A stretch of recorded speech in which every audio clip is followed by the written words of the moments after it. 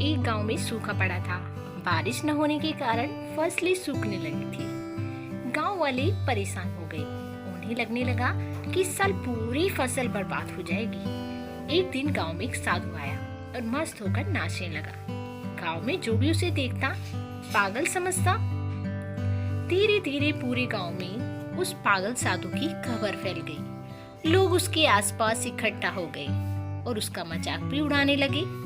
तभी अचानक बादल घुमड़ने लगे और जोरों की बारिश शुरू हो गई। साधु ने नाचना बंद कर दिया। गांव वालों के आश्चर्य की कोई सीमा नहीं रही। वे हाथ जोड़कर साधु से क्षमा मांगने लगे। उस दिन की बात से साधु गांव में ही एक कुटिया बनाकर रहने लगा। जब भी सूखा पड़ता वह नाचने लगता और बारिश हो जाती। वह बारिश वाले बाबा के नाम से प्रसिद्ध हो गया।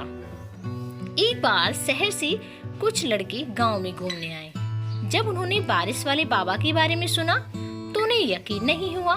उन्होंने गांव वालों से कहा कि अगर साधु बाबा के नाचने से बारिश हो सकती है तो हमारे नाचने से क्यों नहीं। उन्होंने नाचकर बारिश करवाने की चुनौती ले ली। अगले दिन एक मैदान में सारे गांव वाले इकट्ठा हो गए। साधु भी वहाँ था और चारों लड़के भी। चारों लड़कों ने नाचना शुरू किया। 1 घंटा बीत गया पर बारिश नहीं हुई। एक लड़का नाचते नाचते थक गया और बैठ गया। 1 घंटा और बीता पर बारिश नहीं हुई। दूसरा लड़का भी थक कर बैठ गया। 2 लड़के नाचते रहे लेकिन बारिश न होते देख वे भी कुछ देर बाद थक कर बैठ गए। उसके बाद साधु ने नाचना शुरू किया।